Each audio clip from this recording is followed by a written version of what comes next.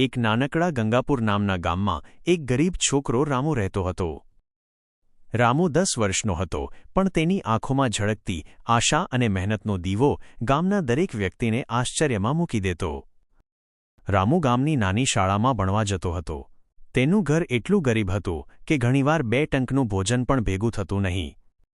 તેના પિતા 2 વર્ષ પહેલા બીમારીથી ગુજરી ગયા હતા અને તેની માતી પણ લાંબા સમયથી બીમાર હોવાથી ખાટલે પડી હતી.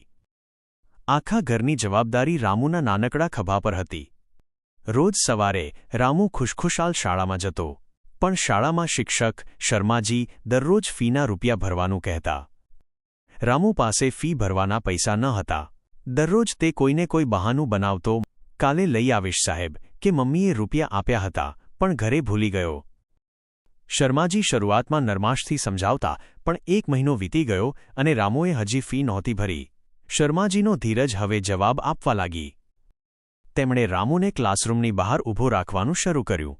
રામુ ચૂપચાપ બહાર ઊભો રહેતો, પણ તેની આંખોમાં ભણવાની ઝંખના સ્પષ્ટ દેખાતી. એક દિવસ શર્માજીએ નક્કી કર્યું કે આ છોકરો દરરોજ બહાના કેમ બનાવે છે, તેનું સાચું કારણ જાણવું જોઈએ. તેમણે રામુની પાછળ જવાનું નક્કી કર્યું. શાળા છૂટ્યા પછી રામુ ઝડપથી શાળામાંથી નીકળી ગયો. શર્માજી થોડે દૂરથી તેની પાછળ ગયા. ગામની બહારના રોડ પર પહોંચતા તેમણે રામુને જોયો.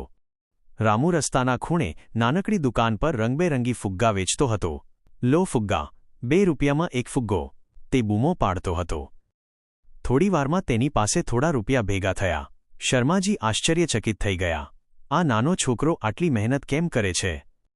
રામુએ ફુગ્ગા વેચીને મળેલા રૂપિયાથી બજારમાંથી થોડું શાકભાજી, ચોખા અને દવા ખરીદી. પછી તે ઝડપથી ઘરે ગયો. શર્માજી ચૂપચાપ તેની પાછળ ગયા. રામુના ઘરે પહોંચતા તેમણે જોયું કે રામુ નાનકડી ઝૂંપડીમાં રહેતો હતો. અંદર જઈને રામુએ જાતે ચૂલો સળગાવ્યો અને શાકભાજી બનાવવા લાગ્યો. તેની બીમાર માતા ખાટલા પર પડી હતી. રામુએ પ્રેમથી તેની માતાને જમાડ્યું અને દવા આપી. અને કહ્યું, મમ્મી, આજે ચિંતા ના કરો, હું બધું સંભાળી લઈશ, રામુએ હસીને કહ્યું. આ દૃશ્ય જોઈને શર્માજીની આંખો ભીની થઈ ગઈ. તેમને સમજાયું કે રામુ ફી નથી ભરતો કારણ કે તેની પાસે 1 પણ રૂપિયો બચતો નથી. આખું ઘર તેની નાની કમાણી પર ચાલે છે. શર્માજીએ નક્કી કર્યું કે રામુની મહેનત અને લગનને નકારી નહીં શકાય. બીજા દિવસે તેમણે રામુને શાળામાં બોલાવ્યો અને કહ્યું, રામુ, તું આજથી ફ્રીમાં ભણશે. તારે ફીની ચિંતા કરવાની જરૂર નથી. બસ ખૂબ મહેનતથી ભણજે અને તારી મમ્મીનું નામ રોશન કરજે. રામુની આંખોમાં આનંદના આંસુ છલકાઈ ગયા.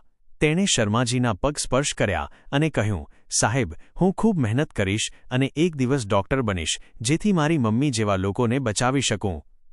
શર્માજીએ તેના માથે હાથ મૂક્યો અને હૃદયથી આશીર્વાદ આપ્યા. તે દિવસથી રામુએ શાળામાં ખૂબ મહેનત કરી અને ગામના દરેક બાળક માટે પ્રેરણા બન્યો.